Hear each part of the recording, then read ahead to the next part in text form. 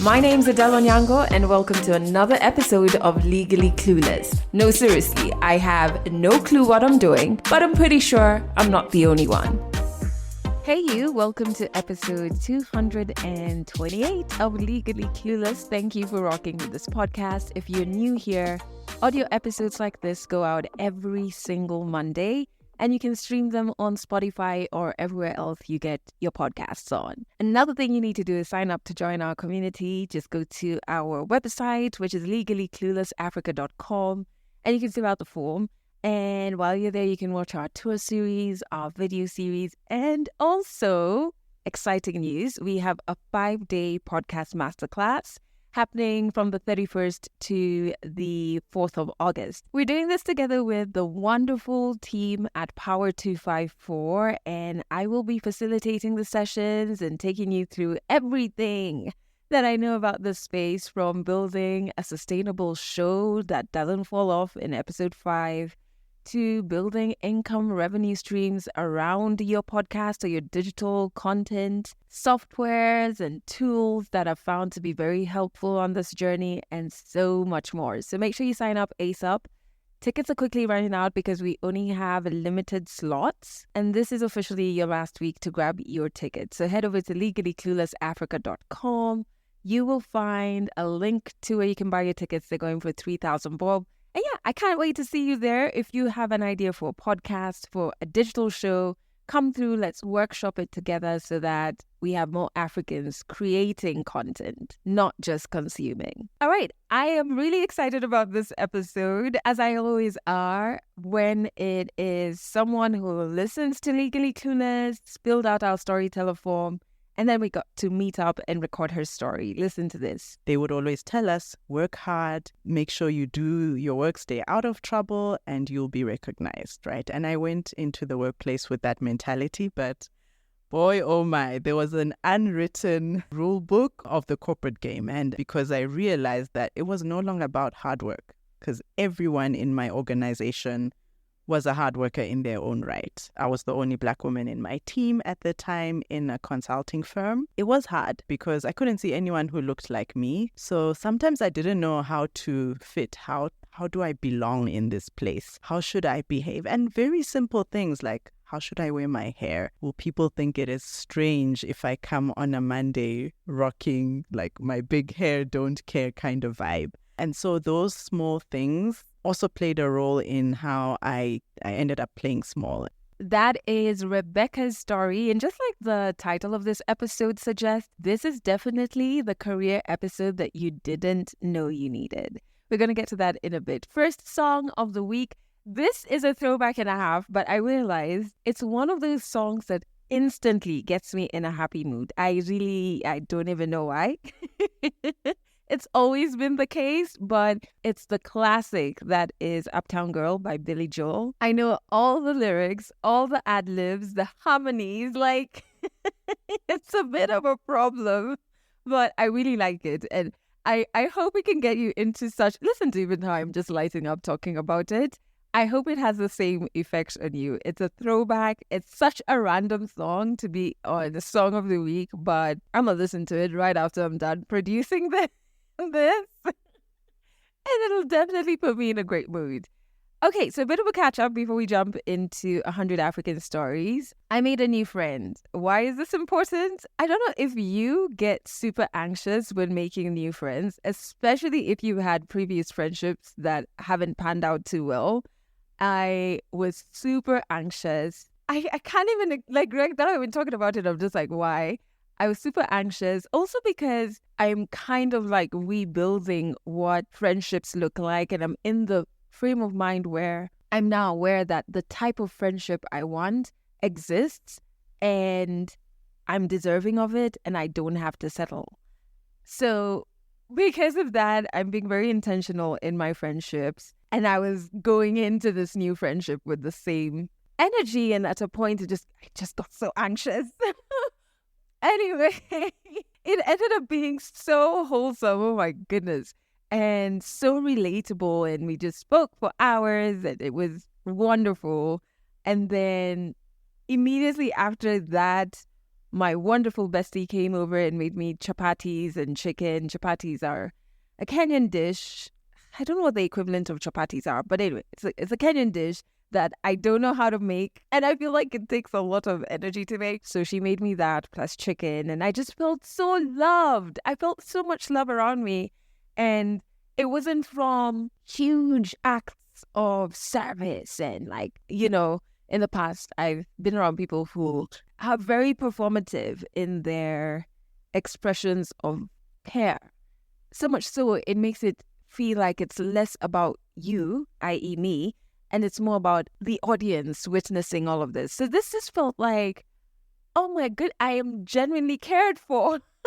It felt so good. It just felt so good. And I'm still in such an air of gratitude from that for everything and for everyone around me. And I think I'm just going to bottle this for the moments when I feel less than, because I do have those moments where I feel unloved or like I'm broken or too much. Yeah, too much.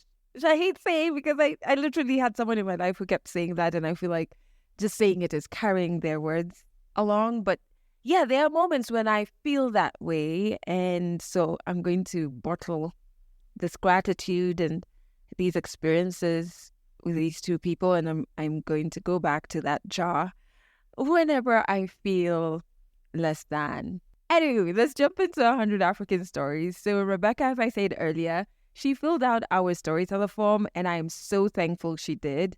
I just loved her story. I loved listening to all the wise things she said. I didn't acknowledge what a powerful influence healing would have on my career, and hearing her talk about it, it just all of a sudden made sense to me. And she takes us through that and so, so much more. This is definitely a must listen to everybody building their career, no matter if you're just getting into the workforce or into the business space. If you've been there for years, if you're midway, you have to listen to this. 100 African stories on Legally Clueless. Stories from Africa.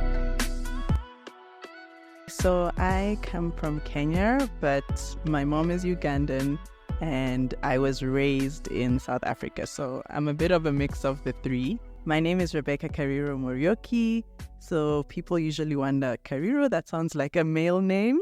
So that is my husband's surname or name, middle name. So I just took both names, and my middle name is actually Kinanu. So actually in full, it's Rebecca Kinanu Kariro Morioki, but that's usually a mouthful to say. So I kind of have that uniqueness, and it's interesting because before this podcast, you were asking about my accent, and I've really tried to conceal it, but clearly it's not working as yet or as well.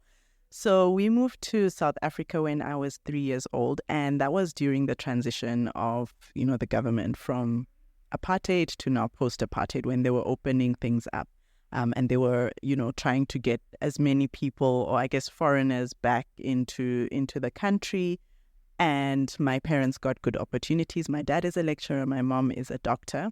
So I was the only child at the time. I was a child, so I didn't know the whole, different cultures, different races. And now when I look back and when my parents tell me some of the stories of what was happening around me, now I'm like, oh, that is why, people used to behave towards me in a certain way. And, my parents, obviously coming from Kenya, were very big on education, and they prided themselves in making sure I got the best education. So I went to what was called Model C schools. I don't know if anyone has heard that term, but it's basically schools in South Africa that are kind of seen as elite. And so naturally, there were very few Black children in comparison to the white kids around.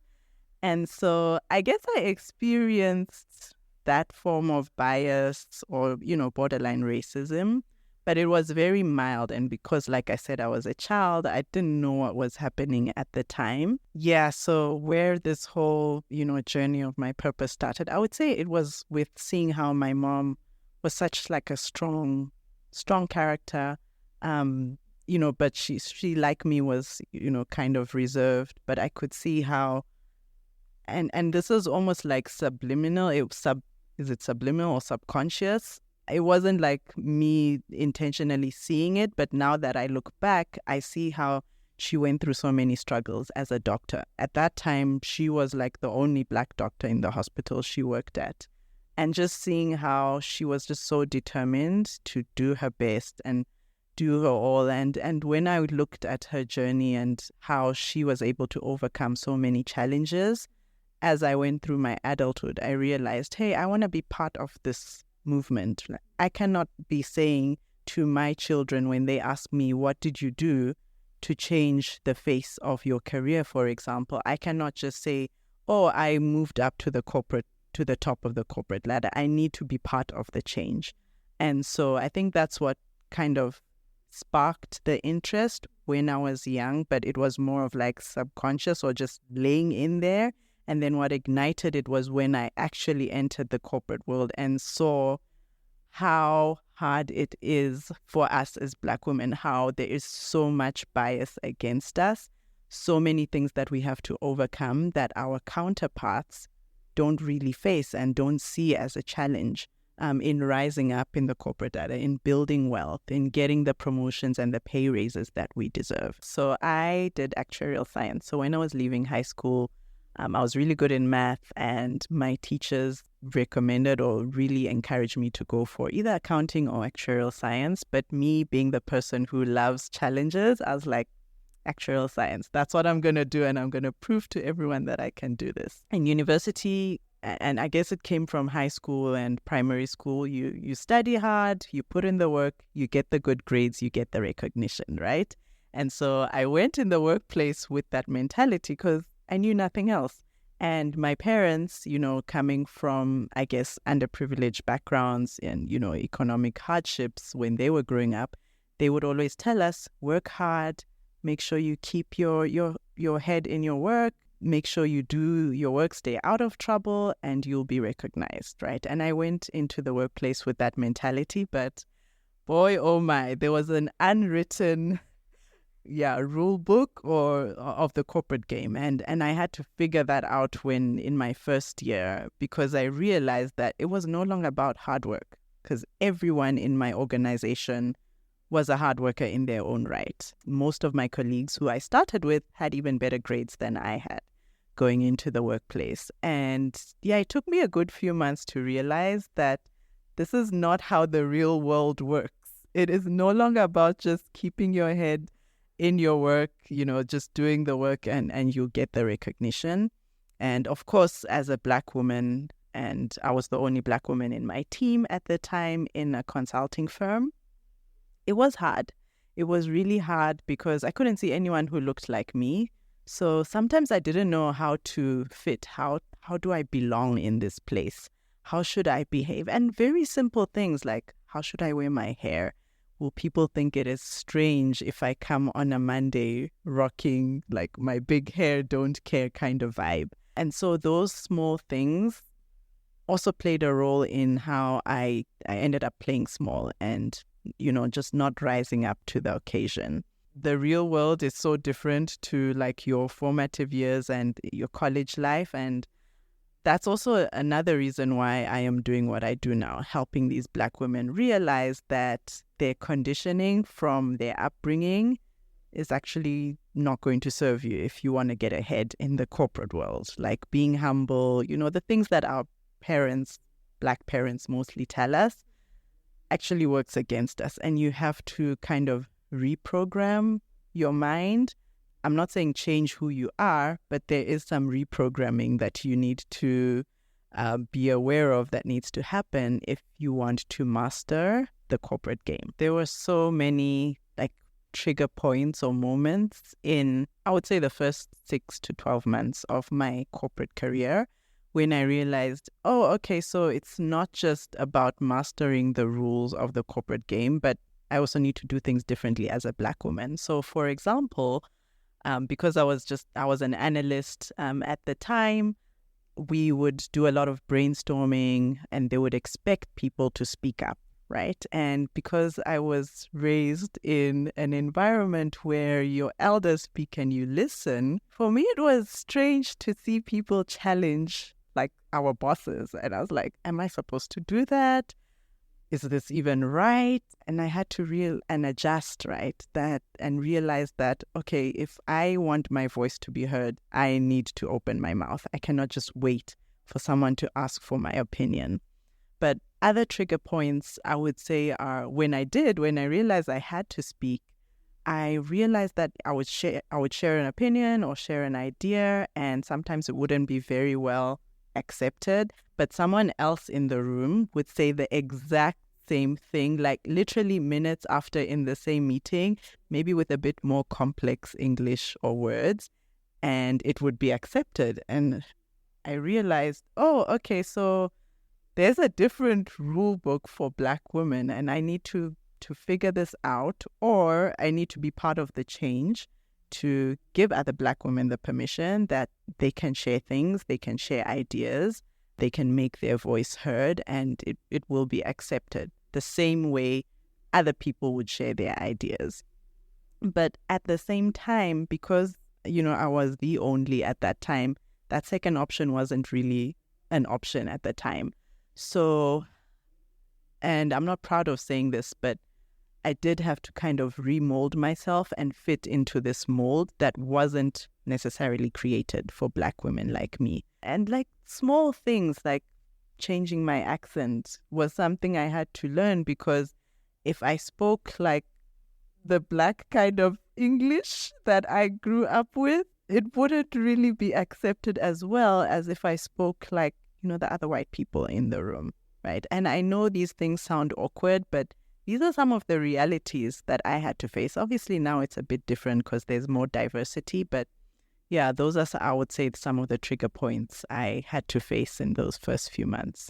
It was hard. At the time, I kind of dismissed the feelings and tried to just focus on, okay, I'm here to, elevate my career. I'm here to go ahead. I'm here to become a director.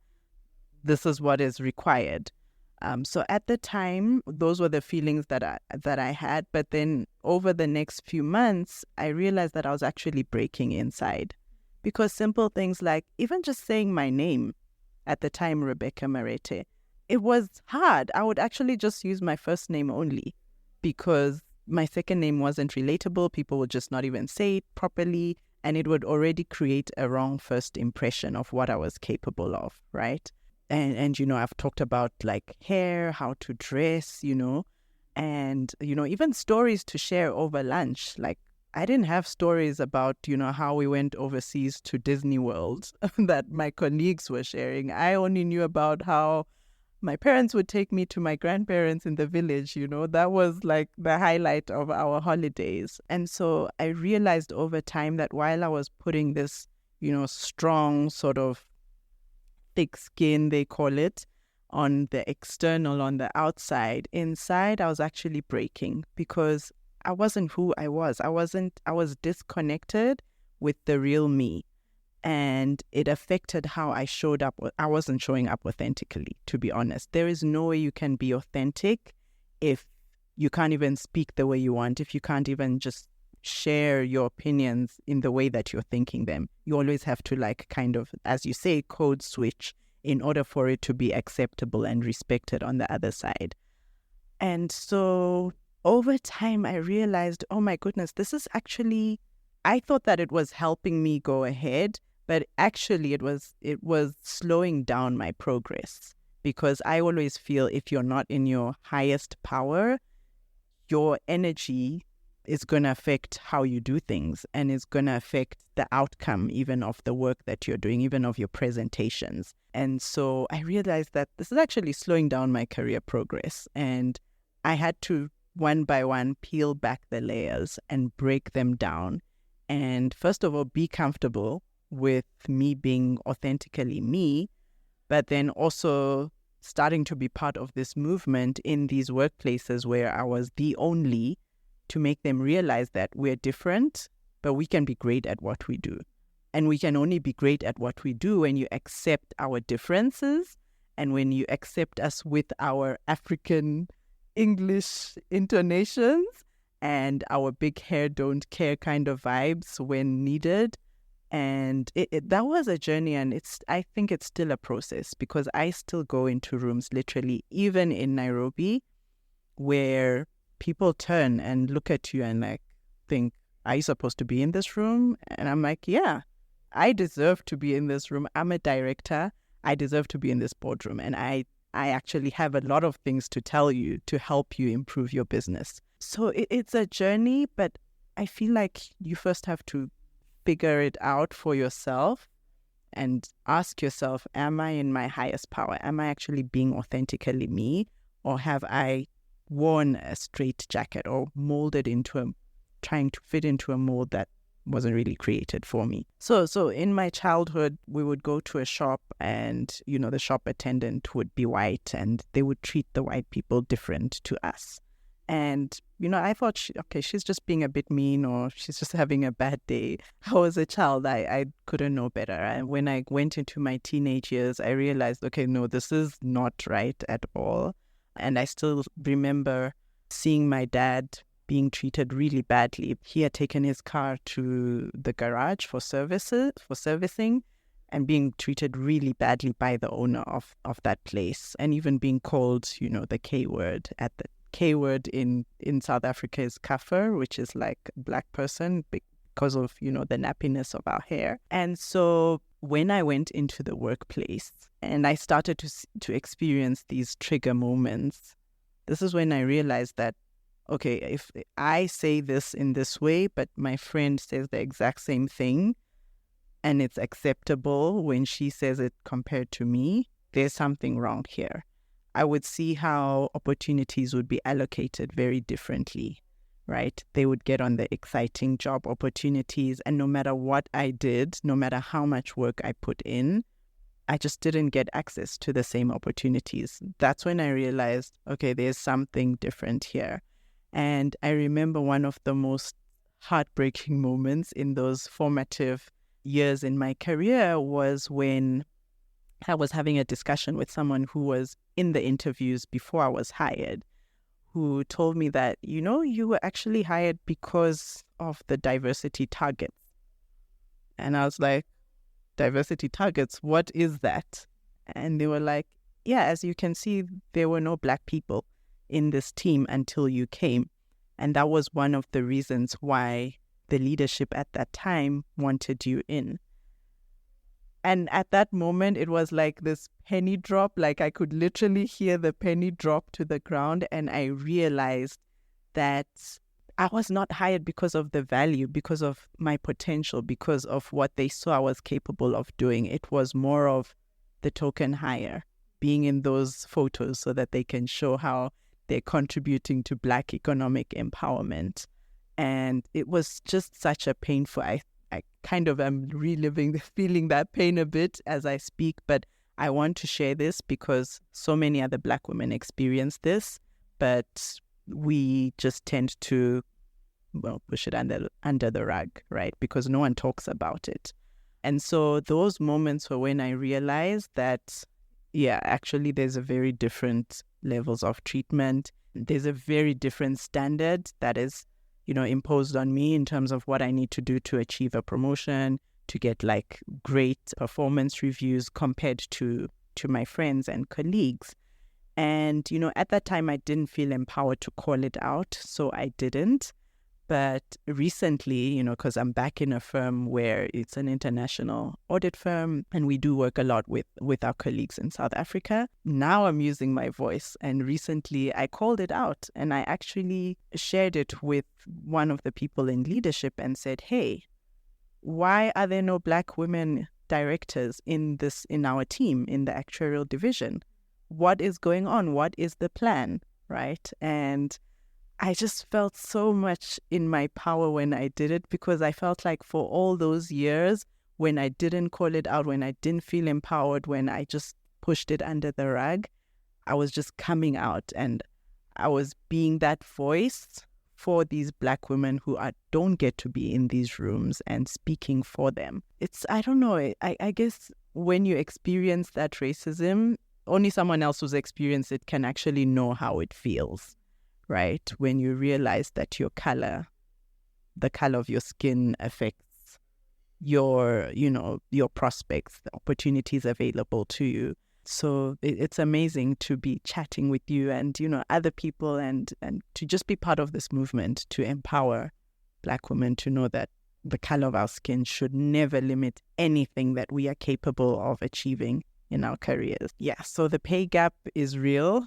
Don't let anyone tell you that it isn't. It is real, and it's a bit subtle, I would say, in my industry, but generally in the corporate world, how I see it panning out is how fast you accelerate in your career versus your male counterpart or versus someone of the opposite, of a different race, if you're in an international organization.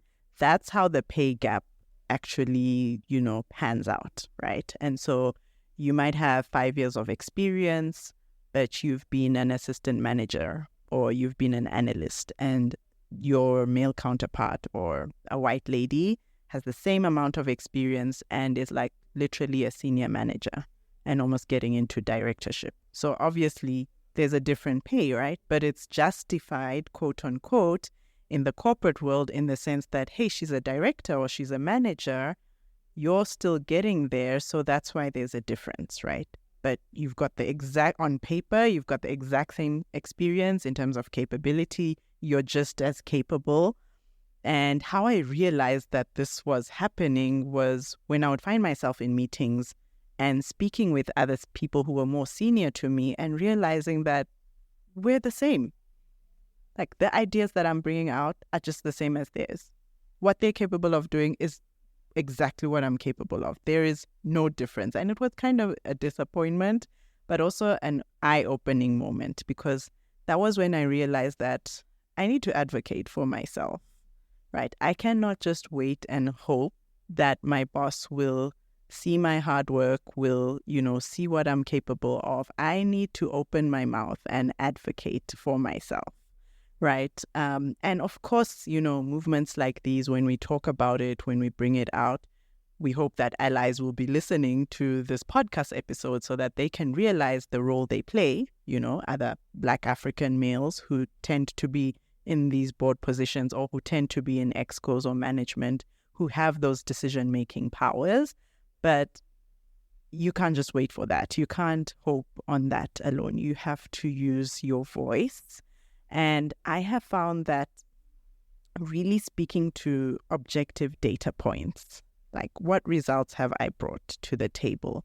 How have those translated into helping the organization achieve their overall mission objective? That has been so much more effective than just saying, oh, I've got 5 years of experience, I've been here for long, the economy is, not doing well. But you do have to use your voice. And it is unfortunate that pay gap exists, but it is there. I can confirm it's there, but you must advocate for yourself. And as you're doing that, find other people who will be happy to advocate for you. Find your allies, find your cheering squad, and, make sure you align to them. I know it's not the nicest thing to hear because it shouldn't be happening anyway, but it does, right? I was just reading about tennis professional players and how women players still don't get paid the same as men players. And someone as great as Serena, who's won so many Grand Slams, talking about it means that this thing is real and it's probably going to be here to stay for a few more years. So we need to start taking control, changing the narrative by opening our mouths and advocating for ourselves. Okay, so deciding to leave my first corporate role. So I started when I was 22. So I finished university when I was 21. So 22 was my first year of corporate. And then I left that place when I was 23. I left because I was getting married and moving back to Kenya. But I had already started the process of looking for another opportunity because I realized that this place has a lot of systematic biases that in the position I was in, because I was just, in my formative career, I had gotten a promotion to assistant manager, but I just didn't feel I had enough influence to make any meaningful change. And so that was when I realized, okay, I can either continue to be in this toxic work environment, or I can take control and make a change, right? And find a place that will value my work, where I will feel valued. And sometimes you don't know what you don't know, right? You can't always foresee. Hindsight is, you always make the best decision in hindsight. But it helps when you interview people, when you are very intentional, when you listen to how they speak to you in interviews, how do they treat you, and be forthright, right? So I was very intentional. At the time when I decided to start looking for other opportunities, I would ask them, what are you doing about diversity? How many Black women are in your team? How many Black women have you promoted in the last few years? And yes, they're tough questions and tough conversations, but it's so much easier to ask them before you get in than when you get in and you find out, oh my goodness, I'm the diversity hire again. What do I do? And so I would never, ever encourage anyone to stay in a toxic work environment, first of all, right? But sometimes the reality is a new opportunity won't come immediately, but it's so important, first of all, to make that decision and know what your boundaries are and when those boundaries are crossed. And, start to look for people, places, potential employers where you see yourself there. Go to their website. Look at the people in leadership. Do you see yourself represented there, right? And start to forge a plan to move towards there. And of course, as a corporate professional, there is always the option of working for yourself, right? Of creating your own empire and, making that change and hiring women. Like in my coaching practice, which I do alongside my corporate career, I've been very intentional that the people I collaborate with, the podcasts I'm on, like this one, are with other women, because that's my platform where I want to raise the voices and I want to help other women build their wealth and their legacies. It actually took me a long time to be bold and to listen to my soul and realize this is what I'm called for. Right. And so I continued in my corporate journey. Even when I moved back to Kenya, I actually stayed at home for about 2 years and was fortunate to get a corporate job. But there was always this still voice, like this intuition in me saying, you're called for more, you're meant for more. There's more to you than just being an employee. And that voice just became louder and louder and louder until I had my twins in 2020, and they were both girls. And I just started asking myself these questions. What are they going to say to you when they ask you, what did you do to change this narrative? And how do you empower Black women, right? I realized I couldn't just answer them and say, oh, I moved up the corporate ladder and I became a director. So that's when I now started this journey of self-discovery, of finding my calling and how I could help these Black women, still alongside my corporate career. And to this day, I still have my corporate career with me. And, I've been fortunate to move up the corporate ladder, and now I'm an associate director in the largest global audit firm. And I don't say this to sort of be proud or to be arrogant, but I say this to also let other women know, other Black women know that if I can, you can. That's sort of the ethos and energy that I bring in alongside my coaching practice. And even in my day job, these are the questions I'm asking them. So I'm part of the initiatives around women empowerment, around diversity, around how do we make sure we're not just hiring people, but then their voices are not being heard. They don't feel like they belong. And, changing that space, obviously it's limited in the sense that I can only do that in my current organization. But in my coaching practice, it's limitless. I can reach so many women. And I feel that's why a lot of women ask me, so why are you still in your corporate career?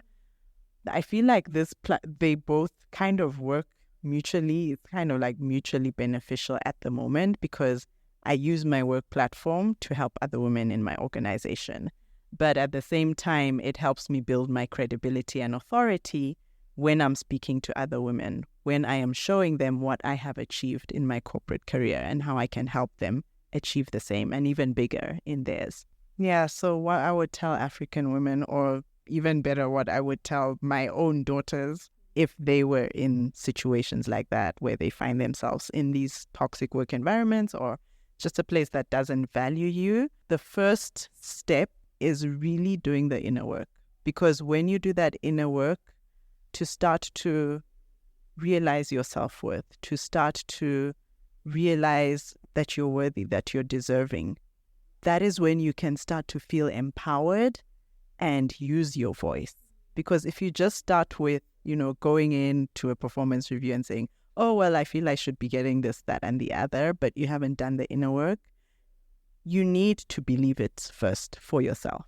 You need to believe in yourself, and that confidence is going to follow, right? And that imposter syndrome will not stop you and hold you back. So I know I sound like a broken record because I talk about mindset all the time, but I feel like it's not a topic that we talk about enough as Black women. Reprogramming your subconscious mind, doing therapy to understand how your upbringing has affected how you show up or don't show up at work, or, how you don't believe in yourself like you should, right, in the workplace. And I feel like that is like the foundation. That is where you need to start, right? And then you need to ask yourself, okay, do I see myself in this place? If not, what's the game plan? Like, what is your game plan? Do you have something written and documented in terms of what action steps you're taking? Who have you called this week in your connections? Look at LinkedIn. Who are you connecting with to look for other opportunities, right? Like I said earlier on, we cannot sit and wait anymore. That is a passive way to having a successful, I don't think you can have a successful career hoping and waiting. You've got to change the narrative and take the reins of your career. Otherwise, you'll just have a job that will be thankless, that you won't really find fulfillment. And then as you do that is when you start to, okay, now also do research, right? Put in some research, find data points. Someone of, your experience with your potential, with your capabilities, with your qualifications, how much are they earning, right? And recruitment agencies are great at sharing this data.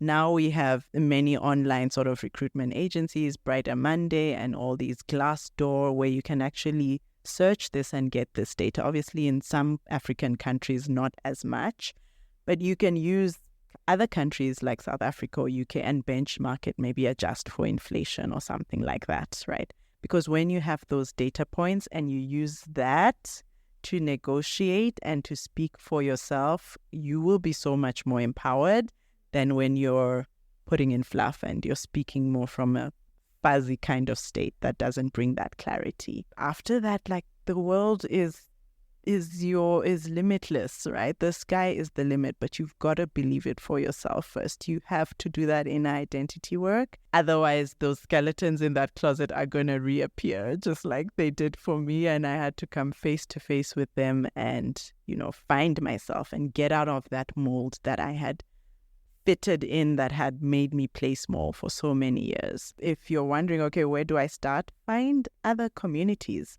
Who do you surround yourself with, right? Find places where you can talk with other high-achieving, ambitious women like you, right? If you're just in communities or finding yourself in spaces where people are just average, people are just okay with the status quo, people will complain and complain and complain and do nothing about it, that's going to be your reality, I'm sorry to say.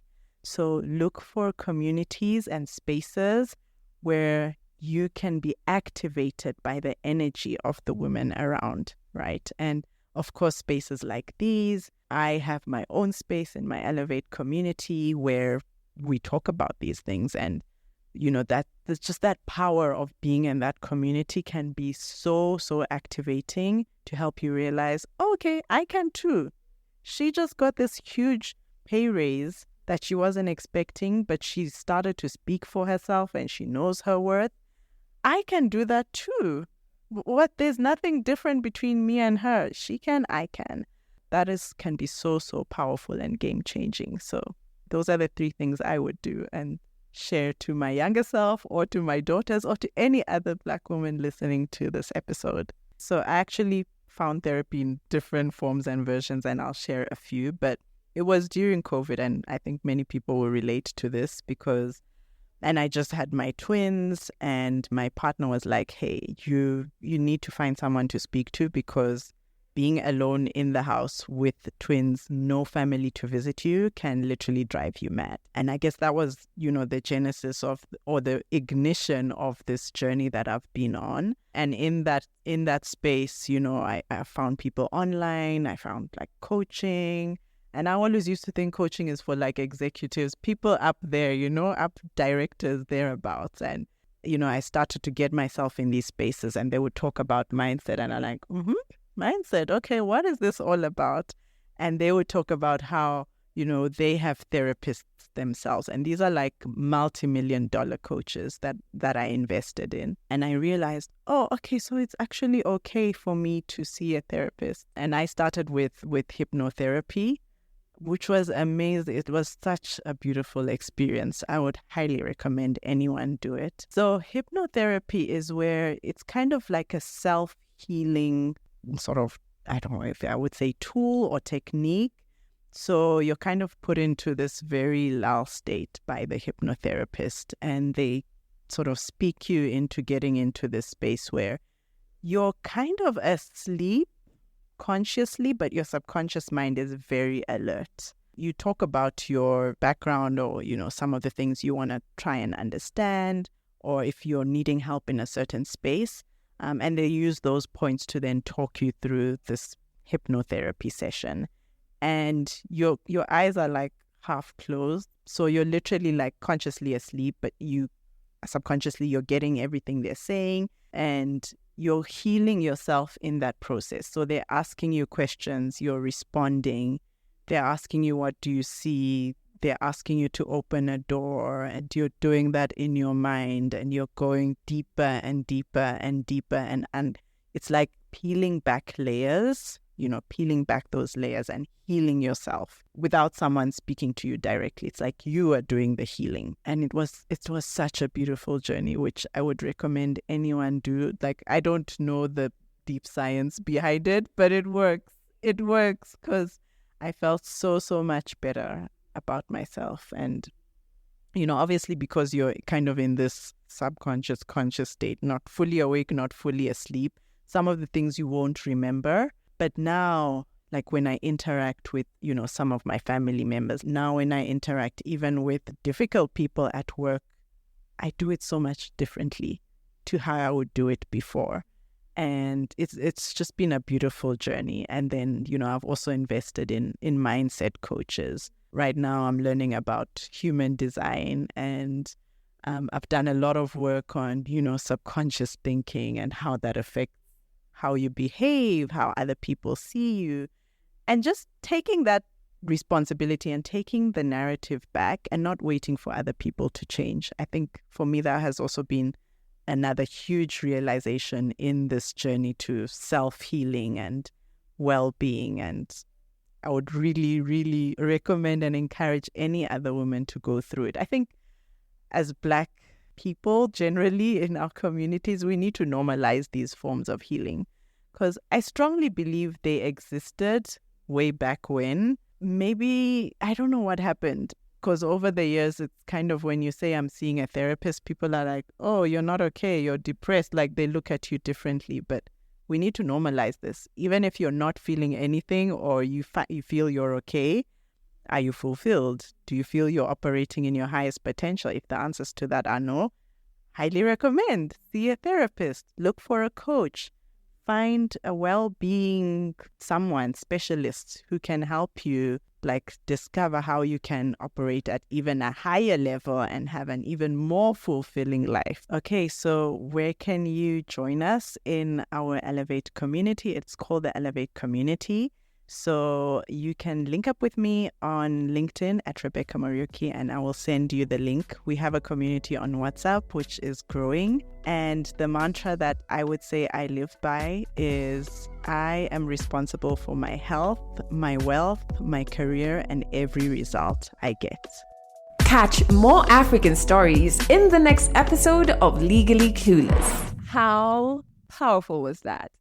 and so necessary to listen to. I was recording that and just feeling like she gave words to so many feelings I felt across my career. So many things I reflected with, but I think I want to share about 3. The first one being the working hard myth. Oh my goodness. Not only is that a myth, the whole work hard and then you will automatically be successful, but it can create such unhealthy entitlement to success. You walk around with this energy of, well, I worked hard, so I deserve A, B, C, D. Okay.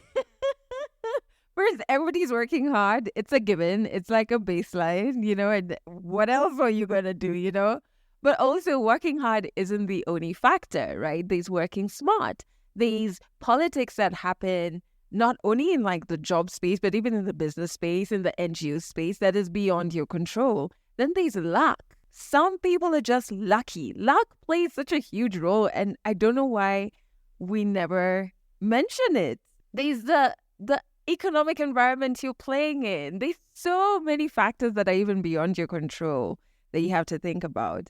I also really loved when Rebecca talked about parents. Now, I feel like for most of us, I say this knowing both my parents are deceased, but us, like you and I, our parents inherited emotional trauma from various spaces, from how they were raised, from colonialism. And there was this air of, once you get a job, be humble, lay low, be gracious and grateful that you even have a job. So whatever this job does to you that's negative, suck it up, because you just need to be okay that you have this job. No matter how nasty your boss is, be humble, lay low so that you keep this job. You know what I mean? And so their well-meaning advice comes from that foundation. And I think it's important to like contextualize their advice, contextualize everybody's advice, really, not just your parents, because it's not as simple as advice being bad or good. People look at issues through their lens that is guided by their experience, that is guided by so much that you might not even know. So it's so important to like contextualize advice and be very careful with it, and be okay not taking advice and following your intuition, because that doesn't necessarily mean you're wrong. And if you're careful about the people you surround yourself with, even if following your intuition or your gut or like what you feel you need to be doing doesn't pan out, quote unquote, successfully, then if you have the right people around you, they wouldn't be like, told you so. You know what I mean? Third thing I really loved. Oh my God, this one I was just like, oh my goodness.